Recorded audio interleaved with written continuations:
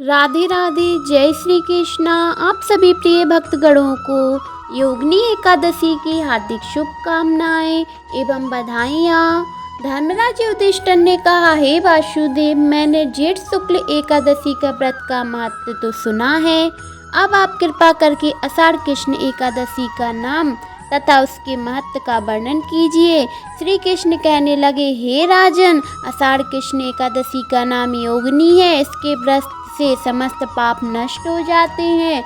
इस लोक में भोग में परलोक से मुक्ति देने वाली है। यह तीनों लोकों में प्रसिद्ध है। मैं तुमसे पुराणों में वर्णन की हुई कथा कहता हूँ, सो ध्यान पूर्वक सुनो। स्वर्गधाम में इंद्र की अलक्कापुरी नामक नगरी में राजा कुबेर प्रतिदिन शिव की पूजा किया करते थे। हेम नाम का एक माली पूजन के लिए उसके यहाँ पुष्प लेकर लाया करता था। उसकी विशालाक्षी नाम की अत्यंत सुंदर स्त्री थी। एक दिन वह मानसरोवर से पुष्प तो ले आया, परंतु कमासक्त होने के कारण वह अपनी स्त्री से रमण करने लगा और दोपहर तक पुष्प लेकर राजा के पास नहीं पहुंचा। उधर राजा उसकी राह देखता रहा। अंत में उसने सेवकों की आज्ञा दी कि तुम लोग जाकर हेममाली को न आने का कारण पता लगाओ। सेवकों ने पता लगाकर राजा से कहा, महाराज, माली तो अत्यंत कामी है, अभी तक अपनी स्त्री से रमण कर रहा है। यह सुनकर कुबेर ने क्रोधित होकर उसे बुलाया। हेममाली राजा के भय से कांपता हुआ उपस्थित हुआ।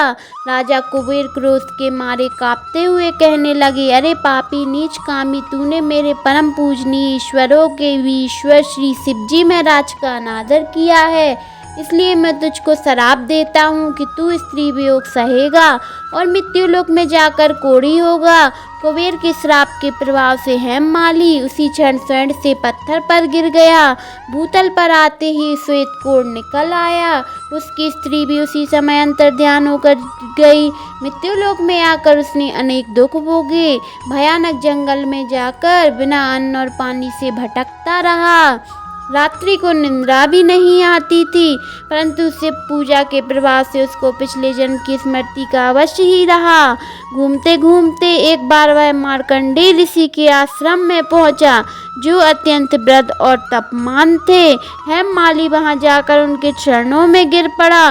उसको देखकर मार्कंडेय ऋषि बोले, तूने ऐसा कौन सा पाप किया है जिसके प्रभाव से तू कोढ़ी होने का महान दुख भोग रहा है। हेममाली कहने लगा, मैं राजा कुबेर का सेवक हेममाली हूँ। मैं राजा की पूजा के लिए नित्य प्रतिदिन पुष्प लाया करता था। एक दिन मुझे अपनी पत्नी के साथ विहार करते देर हो गई और दोपहर तक पुष्प लाकर नहीं पहुंच सका तो उन्होंने मुझे श्राप दे दिया कि तुझे स्त्री का वियोग होगा और मृत्युलोक में जाकर कोढ़ी बनकर दुख का भोग भोगेगा। इस श्राप से मैं कोढ़ी होकर अत्यंत दुख भोग रहा हूँ। अतः आप कोई ऐसा उपाय बतलाएं जिससे मेरा यह दूर दुख हो जाए। इस पर मार्कंडेय ऋषि बोले, तूने मेरे सन्मुख सत्य वचन कहे हैं, इसलिए मैं तेरे उद्धार के लिए एक व्रत बताता हूँ। यदि तू आषाढ़ मास के कृष्ण पक्ष की योगिनी एकादशी का व्रत विधि पूर्वक व्रत करेगा तो तेरे सभी पाप नष्ट हो जाएंगे। यह सुनकर हेममाली ने अत्यंत प्रसन्न होकर मुनि को साष्टांग प्रणाम किया। हेममाली ने मुनि की कथा अनुसार विधि पूर्वक योगिनी एकादशी का व्रत किया। इसके प्रभाव से अपने पुराने स्वरूप में आकर अपनी स्त्री के साथ आनंद पूर्वक रहने लगा। भगवान श्री कृष्ण बोले, हे राजन, यह योगिनी एकादशी का व्रत 88,000 ब्राह्मणों को भोजन कराने के बराबर फल देता है। इसके व्रत से समस्त पाप दूर हो जाते हैं तथा अंत में स्वर्गलोक की प्राप्ति होती है। जय श्री राधे। जय श्री कृष्णा।